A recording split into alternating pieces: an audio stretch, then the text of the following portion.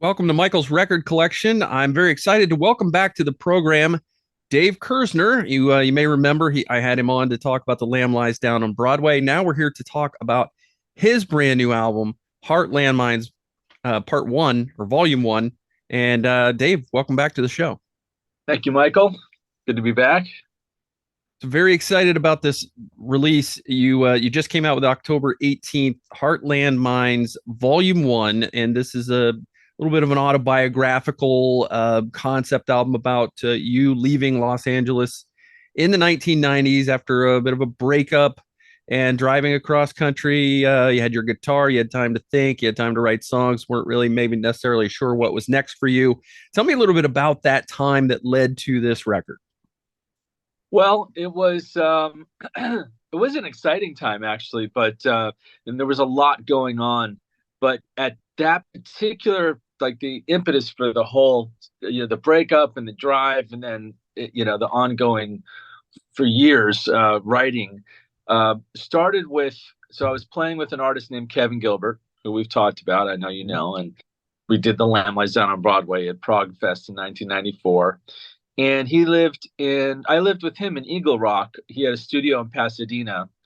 And at so we played when we played live at the Troubadour. A friend of mine, well, now a friend now, but someone I didn't know then, brought a date to the show, and I didn't know, and I had like recognized her before. Like we both were like, have we met before? That kind of thing. And it really was true. We had met. Um, when I first moved to LA in 1989. So this was like 95, I think, when we did Live at the Troubadour. So, or 94, somewhere in there. And in 89, I moved to LA and I stayed with a family friend in Malibu, which was like, I tried to stay there forever. They're like, okay, you need to go get your own place now. But it was like on the cliff. It was incredible. They bought it like in the 70s, but when it was nothing, it was pretty amazing. Anyway, so the daughter of my dad's friend, like the first day I was there, we had to go pick up a girl who was in distress from the airport, who had just gotten out of a crazy breakup, and she was, and this was Genevieve, the character in my album. So I did, I was, and I asked the girl, the daughter of my friend, I said, so what's the deal with this? And she's like, don't, you don't even want, just trust me. And I thought she was just, like jealous or something, or, maybe she liked me. I didn't know what the deal was. It's like, well, but I didn't. I actually didn't. I was like, oh, all right, because it is a weird situation. So then you flash forward years later, she's at my show backstage, and I'm like, you look familiar. And then we went to this party the next day with a bunch of people from Madonna's band and all this stuff. There's so much going on in LA. And I'm like, I know what it was. We met at this thing, blah, blah, blah. Oh, yeah. And then we kind of hit it off and then started dating. But she was very unusual, very fast, kind of like, all right, look, if you want to, go out and everything, I need to know if you're open to marriage. Right. And I'm like, not like, do you want to get married? But like, are you open to it? Because I don't want to waste my time. Yeah. And I'm like, oh, okay. And at 25, I wasn't really thinking about that, but I was like, I mean, I'm open, and I didn't want to ruin the vibe of this, like, you're the one, and all this, high hope stuff that she was building up. Anyway, and I was playing with Kevin, and she was a lot like Sheryl Crow. And that was his girlfriend, and she kind of left him in the dust. I mean, there's two sides to that story, but from his perspective, it was kind of like, used in the industry, typical LA kind of story there. And she was very similar in style, look, even. I mean, and so Kevin was sort of warning me and is, saying, dude, like, this looks like another Cheryl, another Miss Broadway. And because that's another thing. But anyway, of course, I ignored his advice. And I talk about that in the music. I'm actually talking about Kevin and other friends, like the girl I mentioned. And went for it. And I lived with Kevin. So as a roommate, so I moved in with her in Santa Monica near the beach at her apartment, put my gear in storage. And then when I was working with her music, and at the time it was really weird. I was having some issues with Kevin, being in Pasadena and some things that, weren't cool in my book. But in retrospect, I should have just, to work with Kevin was a privilege. So I just was, but it was like between that and then in Northridge, I was a member for 2 seconds of the band The Eels with E. And I couldn't do all three. I was like overwhelmed, so I lost the gig with the Eels, and I kind of like temporarily, I thought temporarily, kind of had a hiatus with Kevin, and was actually later going to get back together with him and talk and stuff, and then he died. But Mm. that's a separate subject. But with Jenna, she started to get interest from a record label, was flirting with the A&R guy, and kind of backpedaled from the whole marriage thing. She became my fiance. I ended up asking her marry, but it was more like pushed to do it. She was like hinting with pictures of rings and all sorts of stuff. And I was like, all right, I mean, I don't want to ruin this. And then she just pulled the rug out from underneath and kind of like, like, thank you for helping me with my music, but I'm moving to the next level now. So goodbye. And I was totally thrown. And of course, I was like a fish out of water because I moved into her place. So I had no place to live, homeless, technically homeless. So I Mhm. was like, for the breakup, and I was like, well, I have friends. I could have stayed with friends, or I could have stayed at a hotel until I got a place and all that stuff. So it wasn't like I was destitute. Kevin and I used to score television together, so I was actually doing well at the time financially, and I could take a sabbatical. I could take a break and just be like, all right, let me just, you know what? I'm just going to get in the car, grab a guitar, set up a keyboard. I'm mainly a keyboard player, but you can't really bring a Mellotron on the road. So I brought this cool guitar from the 60s, a Dan Electro, with like a kitchen top finish. It's a funny little acoustic electric guitar and like a suitcase, and just drove without a plan, except the only plan would be, step out and see some nature and play guitar and write songs. Okay. So this is your fourth solo album following The Traveler, came out last year. It's interesting, the album is something that you've worked on and set aside and come back to on and off since the 90s. What was the impetus for getting it finished now, or did it just take that long to kind of wrap your head around it? Well, to be honest, a lot of I've been writing music since I was 13, 12, and the music was always pretty good. Even if I go back, and I've used bits and pieces from music that I've written from back then. In fact, one song on the new album called Back to One, the origins were 1988, 87, but going back even further than that. So, but the lyrics were not my forte, and they were seemed like a chore back then because you just were so quick with the music and you're like, oh, what can we do? And then I knew it was just like, man, this is cheesy, or this is just, and when I worked with Kevin, that really changed things because he was an amazing lyricist, one of the best. Oh yeah. And he set the bar here, and I was like, so the bar was already higher than I was. And then he was like, all right, you know what? But he also taught me that to write lyrics is an opportunity to be creative and poetic and clever or whatever, funny, all those things, and not just be some random, you don't even know what they're singing about, like stuff that maybe sounded like they were high and they just came up with, some of the bands that we like, actually, some of the lyrics are a little obscure, a little bit like, that was actually an opportunity to really, move you. And they just kind of rhymed some stuff and it was whatever. Some cases. Um, Actually, my favorite example of that is America's Horse with No Name.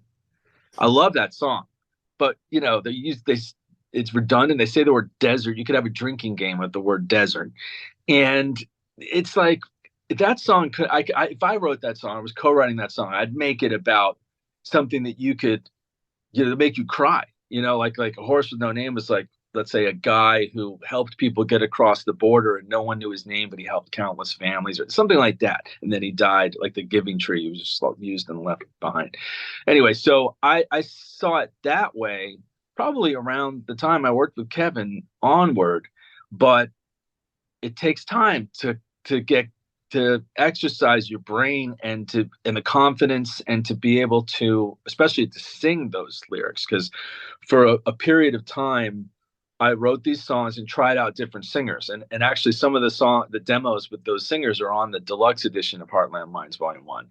I was just compiling that, and it's cool. It's interesting to hear like the development. I was like, well, let me see if I can get other singers to do it. And it's such a personal album that it really felt like I had to do it. This is the real story, by the way. I haven't told this story yet. Where so I had all these songs. I wasn't happy with the lyrics yet. I wasn't sure if I could get someone else to sing my personal songs, but I wasn't a lead singer yet in my mind. I was like the Tony Banks guy or the Richard Wright, the keyboard player behind the scenes, maybe doing an odd vocal here and there, backing vocals. And then when Sound of Contact happened in 2010, I really had a big hand in that, even singing, but still backing vocals. But a lot of writing and a lot of production. I just really sunk my teeth into that creatively. And it was so well received. And then coupled with it being a little out of my control that the band had kind of split up and stuff, I was like, you know what? I'm just going to be the front man. That's the only way to do it. And I did my debut album in 2014 and I sang lead and everything changed. Everything changed. But, I had kind of built off of this progressive rock style that I had been part of with Sound of Contact and expanded from there, but lots of, keyboard solos and things influenced by Genesis and Yes and Mm-hmm. others. And I still had this album unfinished. And I knew at some point I had to kind of like sink my teeth into it. So anyway, long story short, the interesting thing that happened was, I don't know how many years ago, but like, I'm in my 50s now.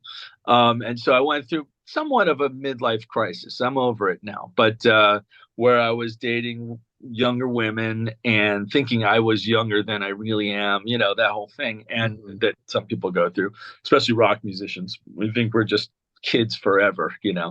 And I was doing this driving footage for which we showed on the screen behind us in the Prague Stock show, and it'll be on the Blu-ray concert video and also part of the visuals for the album itself, music videos and whatnot. And I went with Eric Nielsen, friend of mine who does videos with me and others, and we just shot 360 video of cross country stuff, right?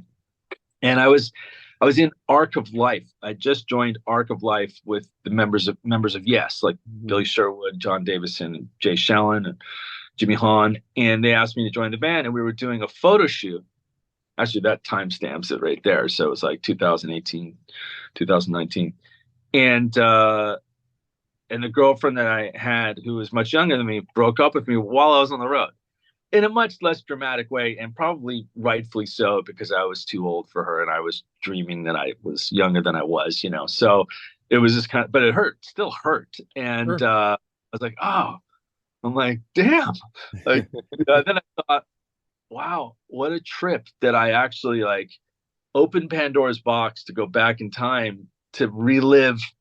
So I was listening to the album and writing while we're driving or, tweaking and thinking that of the album. And then here I am, that feeling of being dumped or, like things not working out. And, the sadness of it. And I was like, well, it's almost a good thing. It's almost, as an artist, it's a good thing. As a human, it's like, why? It was one of those things. And this is a classic thing for me. And it's changed finally. Now I've learned in my current relationship is fantastic. But like, I've always ignored the warning signs, gone for the pretty girl, regardless of how unstable this situation or her. It's not even always the person. It can be the situation. Like, let's say, someone is way older. I mean, my mom, her husband was 20 years older. So it can't, but he's dead now. So it's like, it can happen. I'm not, but it's not ideal. And there's some things that, and of course, the vulnerability of, well, like, don't fall, like, if you want to have fun, you want to go out, whatever, but like, if you fall in love and it's not stable, and then the rug gets pulled out from underneath, don't go crying. I mean, when it doesn't work out, it's like Into the Sun. That's what that's about. So, Mhm. once again, I was in that situation. But what happened, and it's kind of trippy because sorry, it's a long answer, but this is All right. the real. Um, it was a meta situation where I started to write new songs about midlife crisis and about going through it again and what it's like to have like relived the story and the songs as a songwriter now. I'm writing songs about me as a songwriter. So, like for instance, the opening track on this album, True Story, says wrote an album that no one's ever heard. So I'm actually writing about the album is me writing about writing the album. Things Okay, so it's this is a song about you're listening to the album starts with a song about you writing this particular album. yes. I was going to And, ask you that, so I'm glad you got yeah, to that. so it's the next album, the volume 2, you get more into the now, not now, but like into the late 40s, early 50s me. Mhm. And writing the album, it's about me writing the album and going through the same experiences and realizing I haven't learned shit, you know, about like, what, how to protect yourself. I mean, if there even is a way, I guess maybe don't just know what you're getting into, or don't go for it if you see the warning signs, unless you're prepared for some heartache. And while it's a double-edged sword, because on the one hand, if you don't live and love and lose, as Sinatra said, you have nothing to write about when it comes to that stuff. So I have lots to write about, but it is painful, and I actually prefer a peaceful, harmonious relationship, which is what I have now, ironically. Uh, and it just took me, 50 something years to get there. Okay. Well, better late than never, as they say. So I was going to ask you that, the fact that this is labeled Volume One obviously begs the question: how many volumes? Do you just see it as a two-volume piece? That's an interesting question that I've still don't know the answer to, because on the one hand, if it's based on, so 90% of the songs that you hear on this record, um, like with the exception of the song True Story and bits of Eye of the Storm and bits of songs, like Up the Bridge of Dirty Girl, those were written now, but most of the music itself was written in the 90s. And then the lyrics, some of them are kept from then, and then some of them, and you can hear it in the demos I put a lot of demos on the box set, if for those who have that, were changed and fixed now.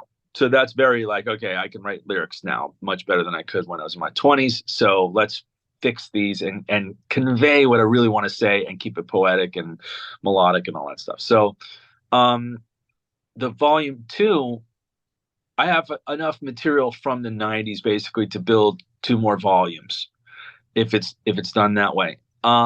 However, there's some material that's been written along the way that uh, fits with it as well, that I've done with Marco Miniman and Nick DiVirgilio and some of the other people I work with today. So because this album actually and some of the other volumes have tracks, not only just songs that were written, but actual tracks that were recorded with guys like Lyle Workman, who played with Jellyfish and Beck and Sting, Mm-hmm. um, good friend of mine, and in LA, and he also played with Kevin, Mark McCrite, a bunch of people, Toss Panos, who played with Kevin, played with Thud before Nick DiVirgilio. So I actually had the ADAT. There's something called an ADAT, which was a digital recorder that used VHS tapes. I still have all those, which I'm just crazy, like hoarding all these, because I have my old 4-track cassettes still. uh, and I transferred them over. So it's a real, ironically, that the previous album, The Traveler, was about time travel in a sci-fi kind of way, almost, at least, had a layer of sci-fi. This has no layer of sci-fi. It's just literally time travel with recordings and songs and me collaborating with my younger self in a sense, Yeah. which is really trippy in a different way. But anyway, long story short, I think it could go one of two ways. It'll either be 2 volumes, 3 volumes, or maybe an ongoing series, because I kind of feel like the style, it's an eclectic style. It embraces some prog rock, but probably more within, I would say, more accurately, within the context of classic rock, like how progressive rock can be played on a classic rock radio station. So Okay. sometimes you'll hear some Genesis, or you'll hear some Pink Floyd, but then you'll hear Eagles, CSNY, Bruce Springsteen, or all these Bad Company, I mean, like all these other Zeppelin, great classic rock. Mhm. And I love classic rock. I mean, and if you think about it, prog rock has had a revival, but classic rock actually hasn't really had a revival. I mean, you're lucky to hear something that reminds you of Led Zeppelin or the Who, or these days. I have that side to me. I have the Tony Banks, Rick Wakeman keyboard influence side, which I Sure. love. That's my natural habitat. But I have this other side where I write mostly on guitar or piano, and fuse in all these other influences of music I like and grew up with, but especially in this series with the kind of like road trip music vibe to it, like America, or Simon and Garfunkel, or you know Bob Dylan, or all that. It's kind of like Steely Dan, like music. Like if you were going on a road trip, you're like, all right, let's listen to the entire Steely Dan albums from Gaucho, at least up to Gaucho. Mhm. And uh, so it's like an avenue without creating a whole new band with another style to say, you know what? Here's my if it's under this label. I mean, this is just an idea. It's not a. I'm not committed to it, but like volume 10. It's like it's okay. It's that style. Meanwhile, I can carry on doing another album that has lots of keyboards and whatever. Still, whether it's in continuum or a solo album, and surprise people with something different.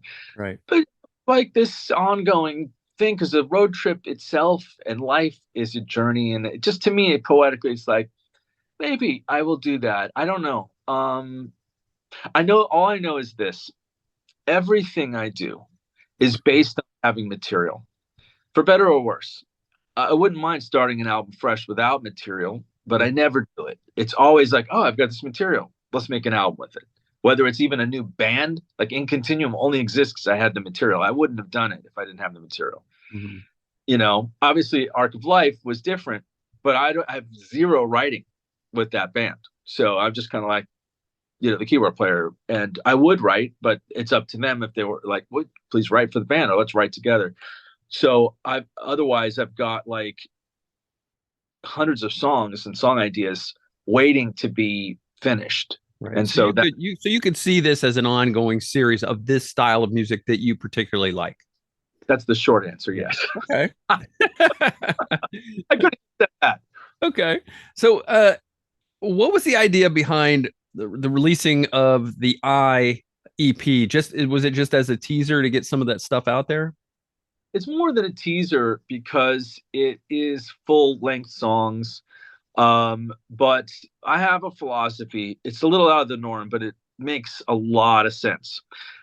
Especially in the wake of some of the recent announcements from companies like Spotify, where they're Mm. diminishing niche genre artists royalties. Like you have to hit a threshold of a certain number of streams before they'll pay you at all. At all. Yeah, I it's mean, it ridiculous. was bad. It was bad enough that they pay a fraction of a penny per stream. So the long and short of it, I could really go on, but I will just do the short version. For those who don't know, the streaming services, especially Spotify, but other ones, all pay very, very low royalty rates because it's per stream. And that means that niche genre artists, like prog artists and bands, and other styles, jazz and other, that aren't mass popular, like critical mass, like millions of streams, Right. Like a Taylor don't, Swift. yeah, like Taylor Swift, don't make money. And even they don't make as much money, but it adds up.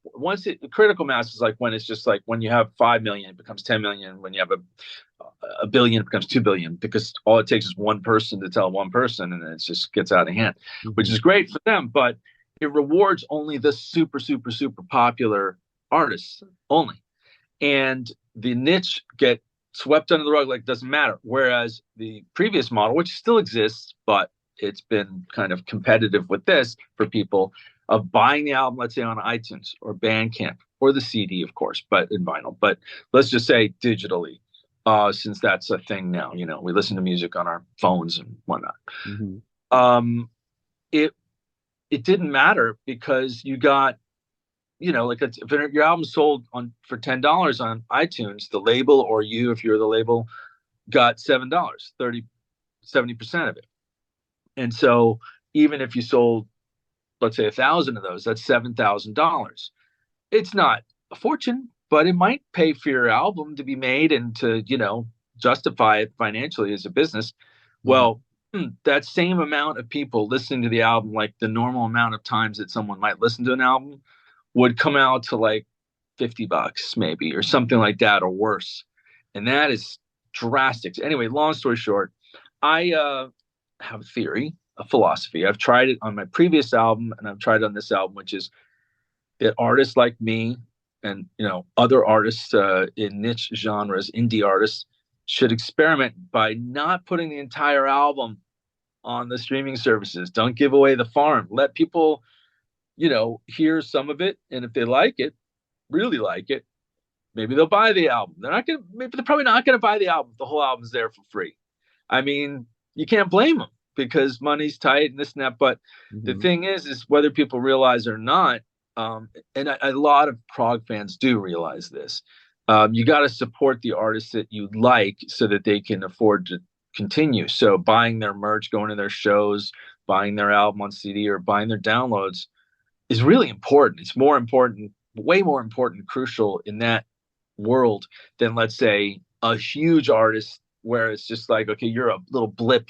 It's like, but if you're one of 1,000 people or 2,000 people versus one of a million people that buys millions of people that buy a Taylor Swift album, whatever, you're way more important than you think, in terms of like, should I buy it or should I just listen to it for free? So as an artist, I kind of, make the statement of like, well, I don't want to completely not ignore. I could boycott, and I actually recommend people as listeners boycott Spotify after this latest move and just go to Apple or Amazon or something else, because that's just, it was bad and now it's just too far. They're so disrespectful. And if you're a prog fan or a niche indie rock fan, don't give them your money.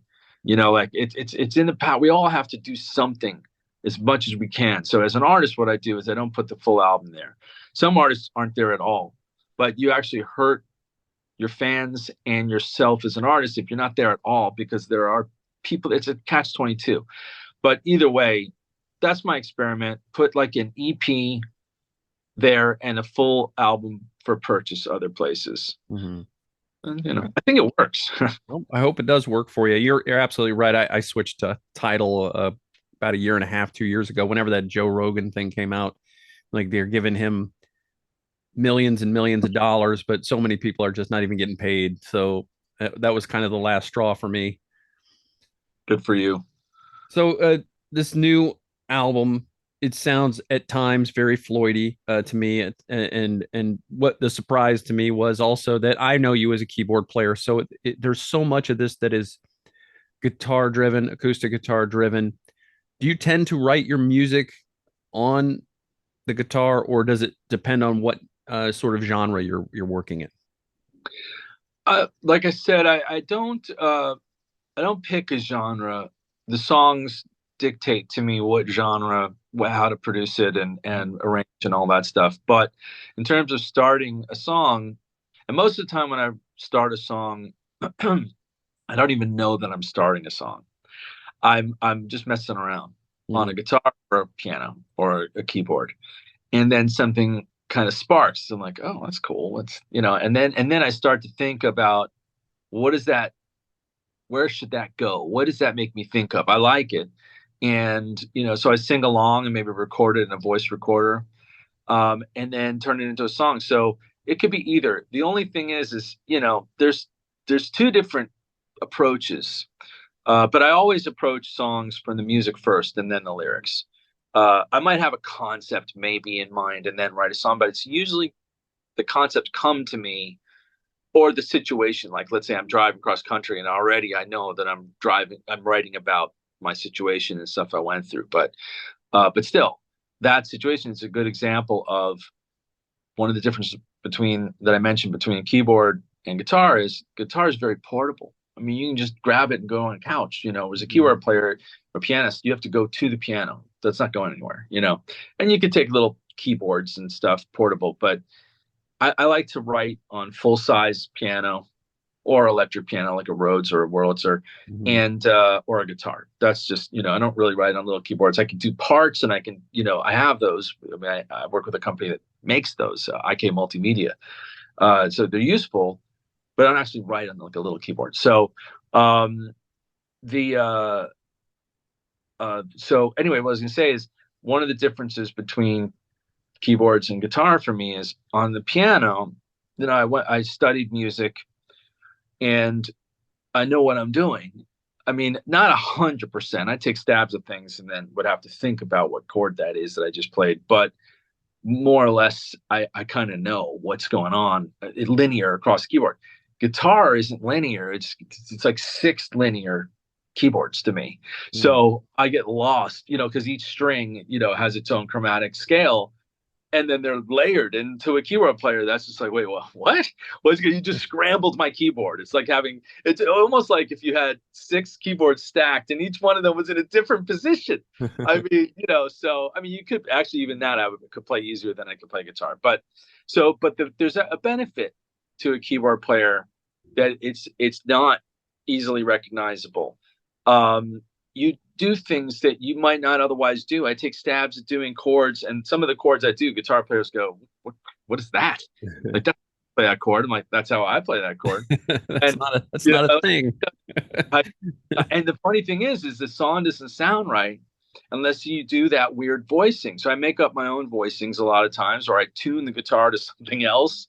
Mhm. Usually an open D or C or something. But I do regular tuning. So anyway, I get excited about stuff, and even myself, I'll be like, oh, those two chords sound great, and then I go to the keyboard to see what they actually are, and I'm like, oh, that's just a major seventh. That's not that big a deal. But Mhm. it's like it's a good thing. I shouldn't know. Let me just um, free my mind up to listen and not think about what chord it is or what you should do here, music theory or anything. Mhm. And the cool thing about guitar too is that it has a rhythm, at least what I do, which is acoustic guitar mainly. You've got chords and a rhythm. So it's self-contained in a way that drives you to want to sing, at least for me. And Mhm. I love acoustic music. I love when Pink Floyd got acoustic, for example, or Led Zeppelin, their folksy side.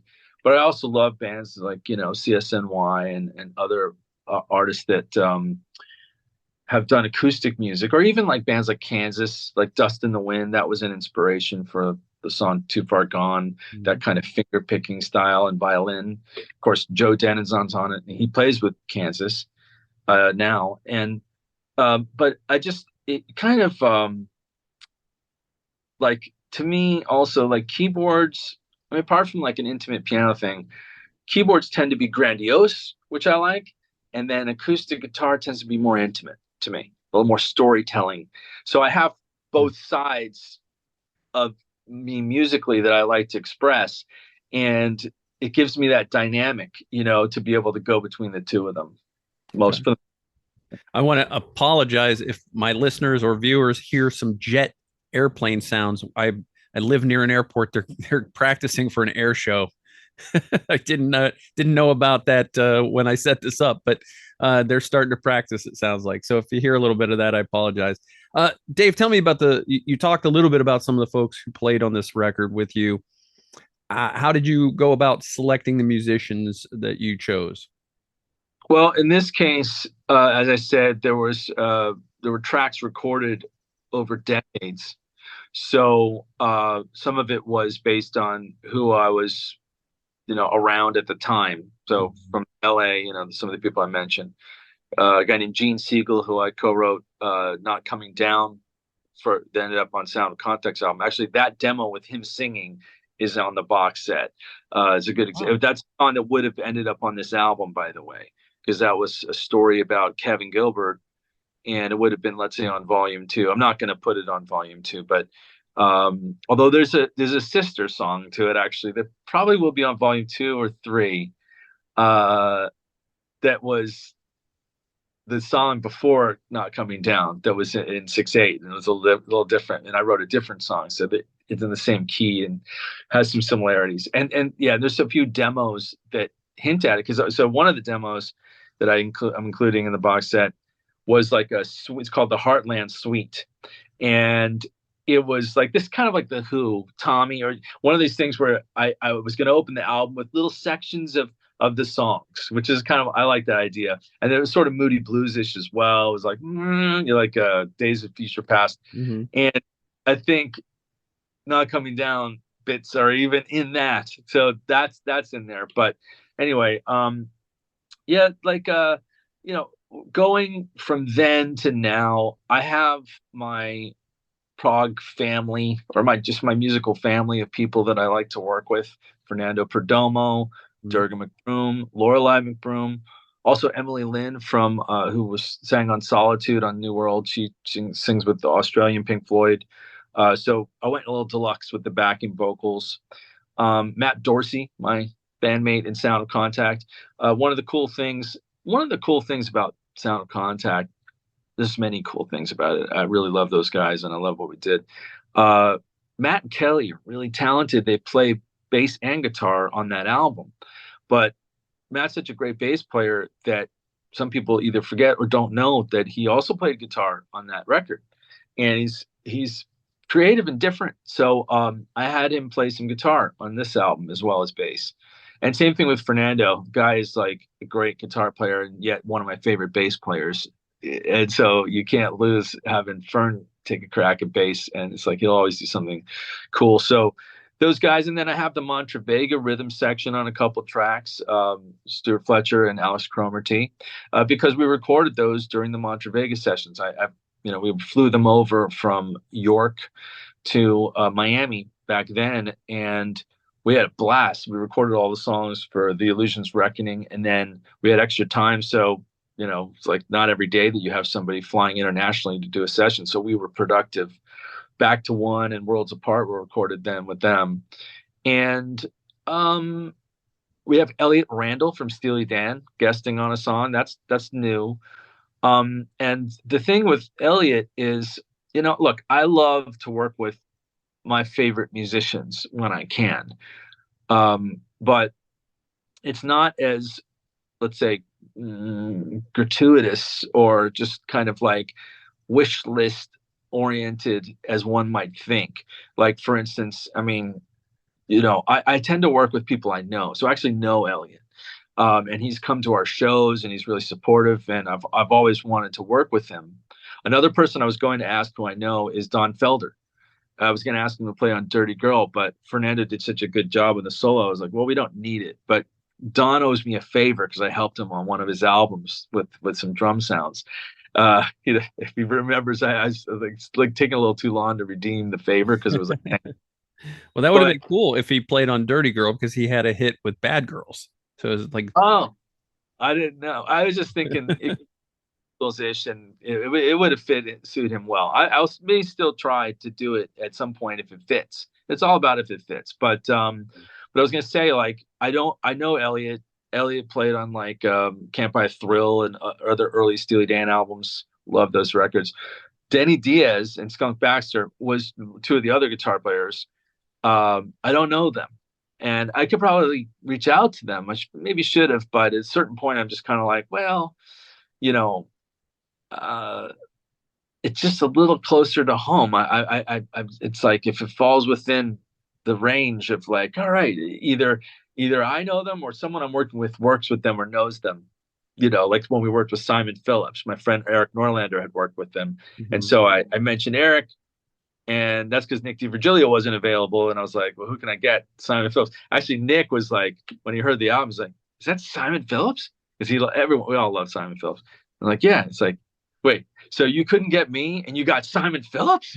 And I'm like, I just so that I didn't never met him. Actually, I met him years later on the cruise, one of the cruises, and I think it was on the Blue Cruise.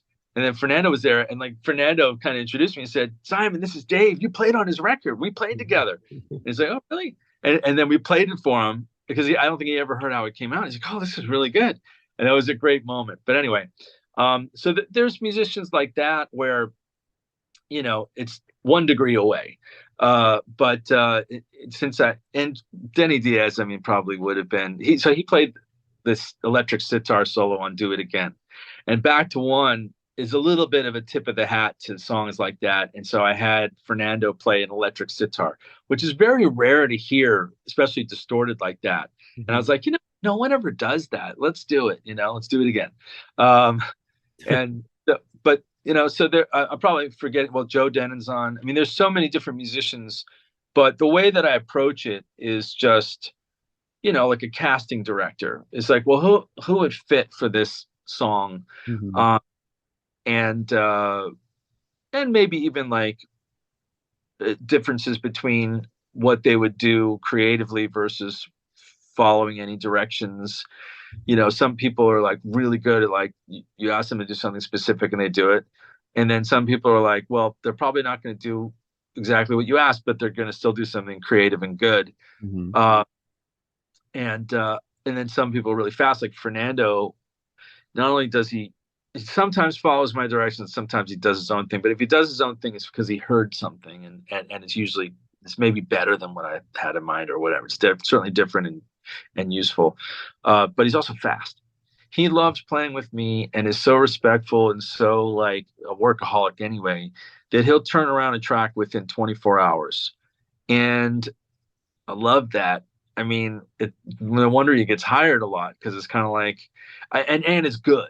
Some people can like do it fast and it's not good. That's no good. You got to take time to get it right or make it great. But just the fact that he prioritizes it and he's just excited, his energy is always positive. I love that. So that's one of the main reasons why I work with Fernando so much, is that it's just like I know I can rely on him to like be passionate about it and fast you know and just keep the flow going. Whereas it can be like a little bit like coitus interruptus. If you send it to a track to someone, they're like, oh yeah, I'll get to it, and like weeks go by and you're like, I just lost the momentum of this, where I was like, oh, can you do the guitar solo? And like, oh yeah, man. And like that's important, because there is a danger, and this album is proof that stuff can be put on the back burner or kind of lose its momentum, and Mhm. years could go by. You have to really take the bull by the horns and do these things. It's a lot of work to make an album. And so, it's good to have a deadline. I actually, you know, uh, use big festival bookings and the cruise to the edge Mhm. as milestone landmarks or whatever, for like goals to set. Like, all right, like volume 2, my has to be out before Cruise to the Edge, because Cruise to the Edge is my opportunity, thank you to them, for promoting an album, just like Prog Stock was. It's Mhm. like, and to do it live and whatever. So it's just like, all right, I don't tour the world. I don't have all those other benefits of promotion. Right. You got to But maximize your opportunities. yeah, Yeah. Okay. All right. Let's talk a little bit about the music on this thing. You mentioned True Story is kind of the bookend, True Story Part 1 and 2. And I think it's funny because you mentioned classic rock. To me, a lot of this album, the way that it's acoustically driven, a lot of it's very Americana. Not all of it, but I think there's a lot of Americana influence in this throughout. And you talked about America and CSNMY and that kind of thing. Um, and you brought up some of the bands and some of the influences that I actually wrote down. I mean, we talked about Pink Floyd. I think even some of your vocals kind of emulate what David Gilmour was doing on the Division Bell to some extent. It sounds like, I don't know if it was intentional, but I think it has that kind of sound to it, and also on his on an Island solo album a little bit. And I think Eye of the Storm, that's one of those songs that stuck out to me. It's a little bit Floydy, maybe a little bit somewhere between Pink Floyd and Alan Parsons. And that one is it's a great, I guess, first proper track, because you get the True Story as kind of an intro piece. Um, is this a linear story? Are you telling the story in a linear way, or are you just kind of bouncing around? no, the original intro to the album was this Heartland suite. There was like pieces of the songs, and then it went into Dreaming in LA. And then I was going to just get rid of the suite and start with Dreaming in LA. And a friend of mine who was the associate producer on the album, who kind of was like I'm self-produced, but I realized on the second album, I'm sorry, the previous album, this album, that it's good to have one trusted second pair of ears just to bounce things off of, mostly for the mixes and like, do you hear this? Should this be louder or quiet? But like started to get a little bit more into why don't you do this? And it's actually, so his name's Shimon Spiegel, and he suggested, he's like, you can't start with Dreaming in LA. And I'm like, but that's the beginning of the, like there's two things that happen that make me decide to consider leaving LA. One is the breakup, which is the song Genevieve, where we talk about the girl, and then and the other is this idea, which we didn't talk about, but just briefly, LA being this place where entertainment people go to try to make it, and let's say in the music world, I mean, actors and, all sorts of people, but let's say in the music world, as a music artist, if you're the kind of person who, let's say, is the kind of musician who is for hire, like a session musician, it's a great place to be because that's where a lot of the action is, or London or New York, or Nashville. So it makes a lot of sense. If you're a songwriter and you're a music artist, it may or may not. I was questioning that because I thought, man, there's so much going on. There's so much temptation and there's so much anxiety. There's so many people that are dying to just be famous at all costs. And I'm like, I don't want to be that. That's why I don't want to be, waiting for fortune and fame. I'm not there to try to make it. I don't need to be famous. I just need to be who I want to be, which is a music artist and create it. So I'm like, you can create it anywhere. Actually, once you have the goods, once you have the material, then you can go to LA or anywhere and shop your deal or whatever. But you can't just be waiting around or like, and I kept, so that was the impetus for the drive between the breakup and that. I was like, maybe I don't need to live in LA. And this was at a time before the internet where you could really be anywhere. This was just the hint of maybe you can be anywhere. And my family was in Florida and New York. So I drove to Florida and New York and I was testing the waters for, the late 90s to see. I kept going back and forth. Anyway, so it was going to start. But Shimon was like objective about it. He's like, your fans are going to flip out if you go full Tom Petty, John Cougar Mellencamp as your first song. Like, and so the song was like fourth or fifth song. It's like, can't you just bring that forward? I'm like, but it's out of context. And then it kind of occurred to me that it could be useful along with True Story, which is a new song about the album, right, about writing the album, as a bookend.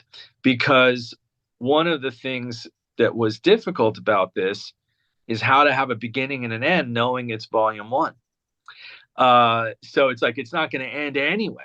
There's so many other things that happened on that original drive. And then on the second drive later on that I'm like, all right, so I can't have it be 100% linear. We're going to do almost like where a movie has flashbacks and different things like that. So it's kind of, if you look at it like this, for those who care, the two songs are sort of now-ish and kind of looking back, retrospect. And then once we get to Dreaming in LA, now we're back in the 90s and we're going linear from there up until we get to the I reprise and the end, the bookend. So actually, okay, long story short, I had thought about this. First one to ask. And it's like, the bookends are now, and the middle section is linear. There you go. That's a short answer. Okay.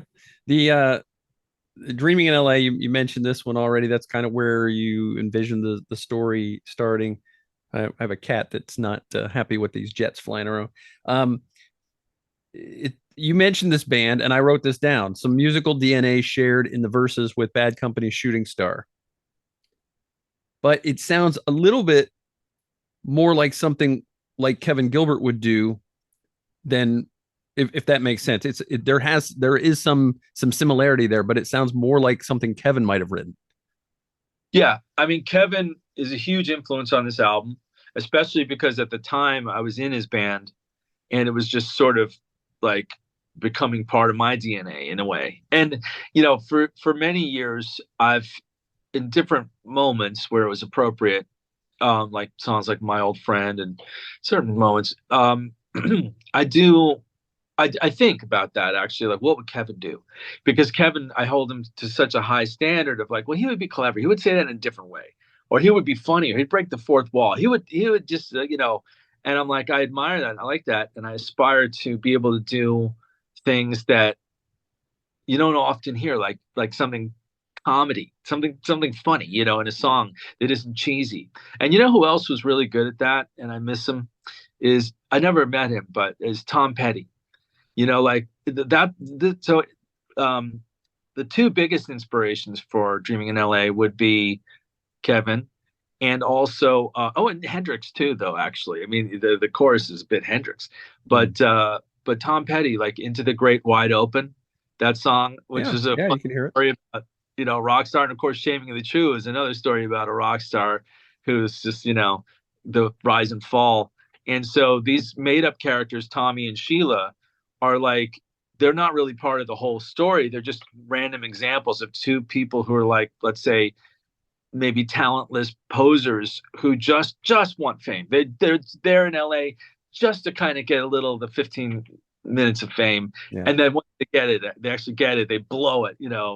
Tommy with his cocaine, and Sheila with the whatever mouthing off and gets kicked out, and then they're still waiting for more. They're just hanging out until they finally give up. And so, but that kind of storytelling is definitely Kevin influenced, and Tom Petty and artists like that. Yeah. Even John Cougar Mellencamp to some extent. A Yeah. little, you know, it's Hmm. my own version of that. Okay. You in the song "Back to One," I noticed you had a line in there about leaving the home by the sea, and to me, I know your Genesis background. Was that an intentional tribute to Genesis there? Yeah, I put little Easter eggs in my albums. Yeah. There's even more Yeah. Genesis. Well, Uh, well, I know in when the heart sinks like a stone. Obviously, you've plucked a little Kevin Gilbert in there in the Leaving Miss Broadway stuff. And it's got that song has that vibe to it. What was the how did that kind of come about? You have this history with Kevin. This is a song that you've played with Kevin, or Miss Broadway anyway. And this song has a similar vibe. Were you just trying to kind of pay tribute to him a little bit? yeah, I mean, essentially, in fact, the song is credited co-written with him, and I asked the estate, about that to make sure, just to say, hey, why don't I just? Because the thing is there were two reasons for that. One is the original song. I contributed some of the music to it, so we kind of wrote that all together as a band, and particularly the mellotron flute part, and I always liked that, and it didn't end up on an album apart from the live version. Mm-hmm. And so, in some ways, at the time, I was like, well, let me do something with that flute part that I came up with. Da, da, da, da, da. There's like a hook, and so it started there. Back then, it was a song called "Heart of Stone." I think I do include that as a demo, so that with Gene singing it, it's not particularly great, but it and at the time it was. But anyway, I is another one of those songs that went through a lot of revisions before it became "When the Heart Sinks Like a Stone." Um, and at the end, I really do in the tag at the end another Miss Broadway, and I sing the song. That's why he's credited like Mm-hmm. that. Like, all right, Yeah. I'm actually playing "Leaving Miss Broadway." Adding a little twist is another Miss Broadway. So that was we talked about it earlier, so I won't go into the details of it. But basically, she was a lot like Cheryl. She Yeah. was another Broadway. That song, "Leaving Miss Broadway" or Miss Broadway, was about Cheryl. It was Kevin's bitterness, and in his own, way of telling the tale. Yeah. Uh, and so it was at the time the parallel of this idea of someone in a singer in the music industry leaving, putting on a show, putting on like an act for you, and then leaving you in the dust. And that's, leaving Miss Broadway or them leaving you is that had that similar. I mean, I actually left Genevieve in the sense that, but she pushed me out the door, and that's why there's that song "Push Me Out." But Mm-hmm. anyway, And that's a very yesy song. yeah, that one was originally just an instrumental. Again, the demo is on the box in the box set, completely different, kind of almost King Crimson-ish actually as an instrumental. Mm. And then I just had this idea, sort of gentle giant, yes, of singing these words, and again, there's some comedy in there. The whole bit about namaste. She used to say that all the time. Like when she get into trouble, she would use that as like a get out of jail free card. You're like, you were flirting with that guy. Namaste, namaste. Hey, now chicks using that as a front, but yeah, I had Durga McBroom sing like the high John Anderson type parts, which was different because she's usually doing something Floydy since she sang with Pink Floyd, oohs and ahs and stuff, and so she was loving it, to do something different like that. And then Matt Dorsey played guitar in that, so he's doing kind of a Steve Howish sort of thing. And then once he did that, I was like, well, let me play an RMI, like Rick Wakeman did on Fragile. I love Fragile, so it's definitely got a bit of a Fragile vibe. Yeah, for sure. I agree 100%. The cool thing about Matt is I didn't really know Matt very well. I knew he had been on Sound of Contact. I didn't really know his work that well, but it's amazing how much versatility he has as an artist because I've enjoyed his recent solo album that he put out, and I got to see him finally. He played with Project locally here about a year ago, I guess, and really was impressive. Yeah, he's very talented. And I like working with musicians who are multi instrumentalists. It just there's so many possibilities, and in this case, it was great working with Matt in new ways. Like for instance, the song like that, and a few other cases, maybe some songs that are on the next volume. I was a little more open-minded. Sometimes I'm not as open-minded as I think I am because I have a vision and I'm like, please do this in this box, Mhm. and then, and then within that box, be creative. Whereas rarely do I say to a musician, hey, play whatever comes to mind, you know, which ironically I did for Stephen Wilson. He had given me an opportunity to do some stuff for his album Grace for Drowning, and I did all sorts of stuff. I sent him keyboards, guitar effects and noises, and all sorts of things. And he didn't use it all, but he used like half of it, and the other half I used on Dimension on because that was at the same time. But so I'm a hypocrite. We're all hypocrites. Um, in that, like I enjoyed being giving that opportunity. I think probably most musicians do, and I should do it more. I think I will, because so I said to Matt with "Push Me Out" since it was an instrumental and now it's a vocal song. I'm like, I don't know what I'm going to do for the rest. Do whatever comes to mind, and that and a couple other tunes. And so he started playing percussion, and like he did one thing on one song that was not released on this album, probably next album, where he took like a bag of sticks and threw it into a basket, and that was a percussion sound. And I was like, what is that sound? I wasn't even sure if I liked it. And then when he told me, then I loved it. I'm like, what? You did that? Like, okay, that's cool. And I'm like, all right. So I'm seeing other sides of Matt that I hadn't seen before. But, so it was a lot of fun doing that where we just kind of had a little more freedom to experiment, which, I have to say, in all honesty, um, I it's a double-edged sword to have like a preconceived vision and idea for something.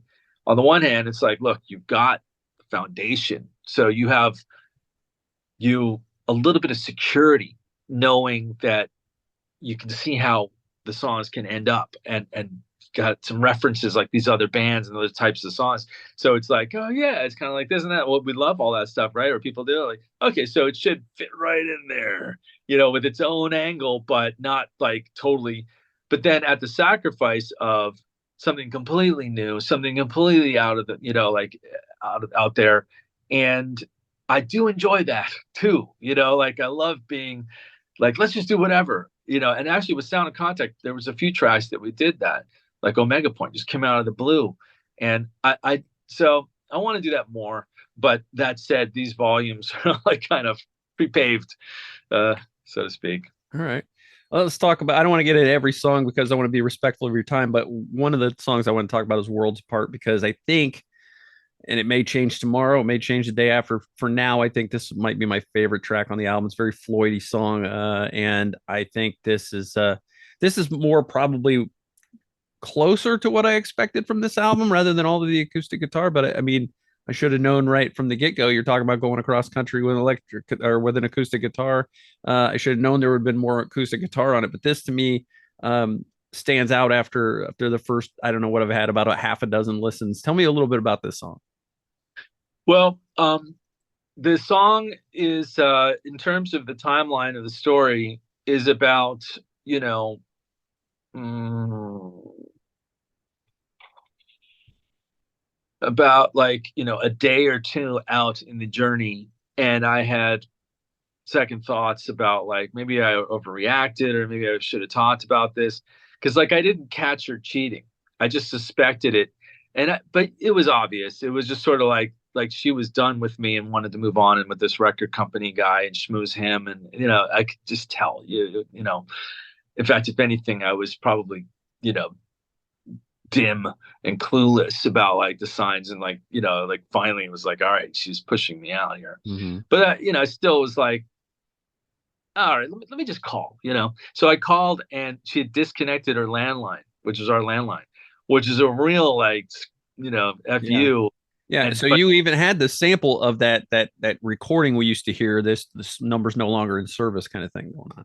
yeah, so at the time, I mean, like later on, because that actually happened, and then later on when I was writing songs, so this wasn't done on the trip itself, but when I was back in the studio, I was thinking about that moment, and I sampled the tones, do do do, and I wrote the song not with a keyboard, but with a normal keyboard sound, but with those tones. I put it across the keyboard and wrote a song with the tones, and it was my melodramatic, poetic way of and using those samples as a way of like, this is all I have left of her, and I'm going to write a song with it. So it just kind of had like a meaning. It wasn't just like, oh, Pink Floyd likes to use telephone calls and Yeah. things. Yeah. It wasn't like that. But I knew obviously that this is very Floydy. But I love Pink Floyd, so. But it had a meaning.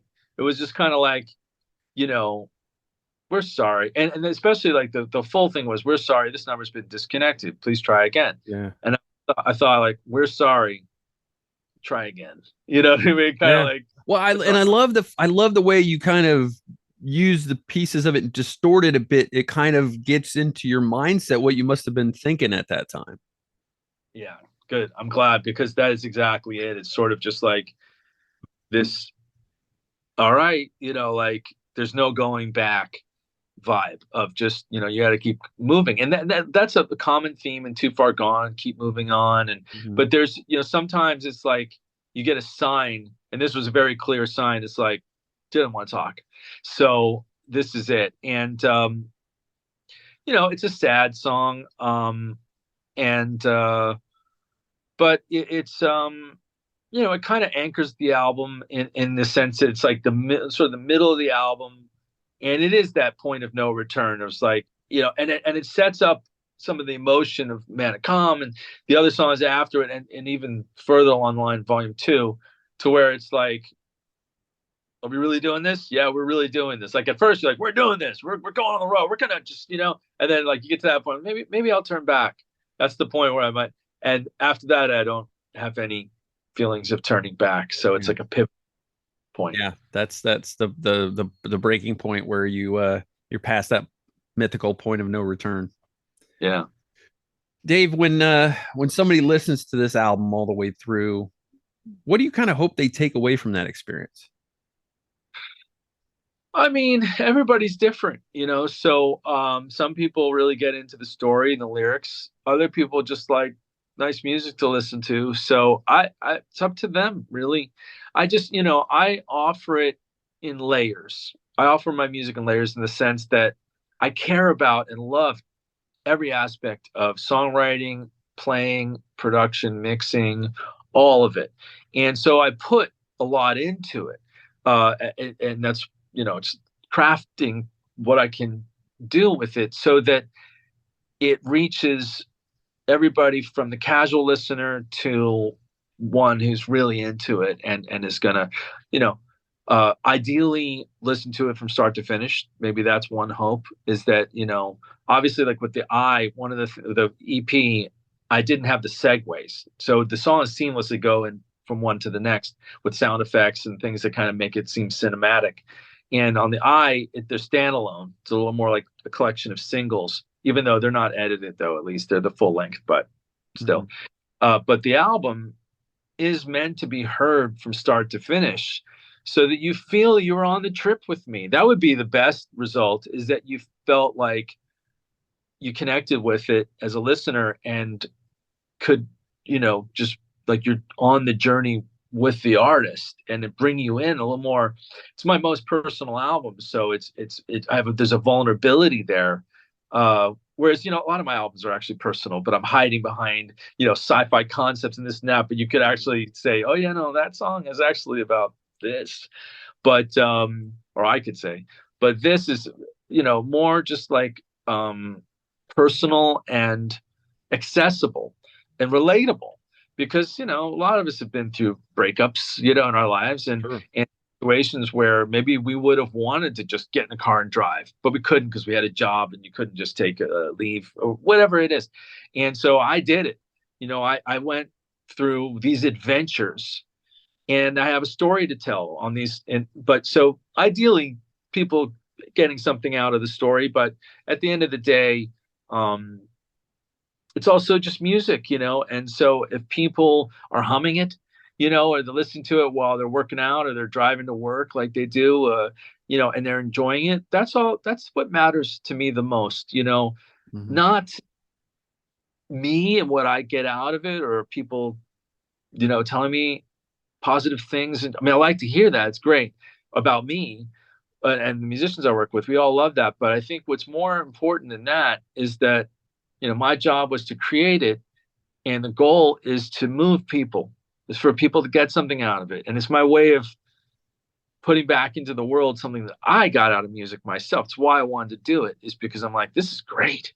This, albums are awesome. I love my albums that I have bought, and they were the soundtrack of my summers and different things for me. So I'm like, we need to create more of this fuel, So that's how I see that. Got it. Where is the best place for someone to buy Heartland Minds Volume One? Probably Bandcamp. My Bandcamp, sonicelements.bandcamp.com. You can access that from davekerzner.com. But if you use iTunes, the full album is on iTunes, Amazon. I think only those two, though. I'm also the CD is coming out. I'm just waiting for it to arrive from the record plant, and will be available around the world through various distributors like Just for Kicks, maybe Burning Shed in the UK, and some others. I'm going to try to reach out to some more distributors to get it in more places, because I do get asked that a lot. However, we do ship internationally from Miami. Okay. And you mentioned the box set. What all do you get in the box set?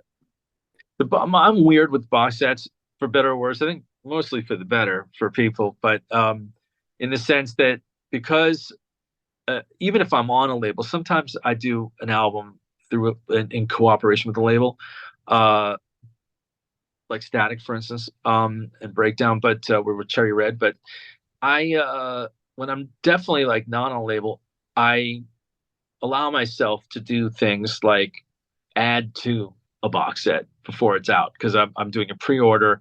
The pre-order, it's more expensive item. I have box sets that are anywhere from 75 to $250. But the so anyway, to answer your question, the big box set that's 250.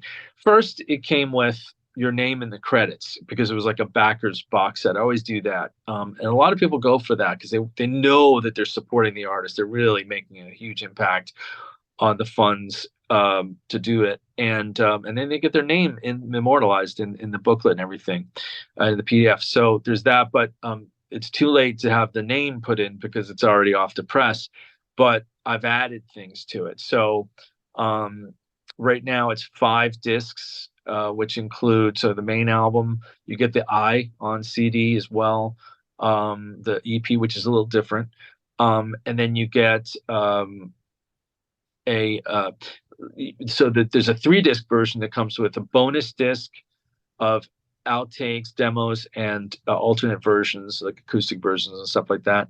And then it also comes with a Blu-ray that has a surround sound mix of the album. Um, and then the box set comes with those 3, plus the eye, plus an additional disc, and I might even include another disc. It depends. I'm still compiling everything, and I found some demos that I didn't know I had. So I might even make a whole other disc of demos or something like that. But it's either 5 or 6 discs. But it's advertised as it was advertised originally at 4, and then and then I might add a sixth. Yeah. So but it comes with extra swag, a keychain, which is appropriate. So in Heartland Mines Yeah. keychain driving, and a postcard, signed postcard. They all come with backstage passes and collectible items. Okay. And let me know what you're up to next, because we talked about this. Obviously, this music's in your rearview mirror, not no pun intended. And you got to get out and play some of it. But what's next for Dave Kerzner? Well, we are going to finish finally the Genesis stuff, including the Landmines down on Broadway.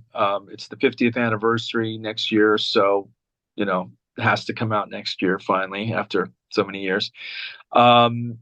Which is a tribute album that we're doing with Francis Dunnery and other artists, Nick DiVirgilio, and then a bigger thing, which is more Genesis tribute stuff. Volume 2, Heartland Mines Volume 2 is coming out. I've been working on In Continuum's third record, slowly here and there. I don't know, probably come out sometime maybe next year, maybe. And then maybe, and this is really a stretch, but just to say, you know, I have been talking with Simon Collins and Matt Dorsey and Kelly Nordstrom about possibly doing something.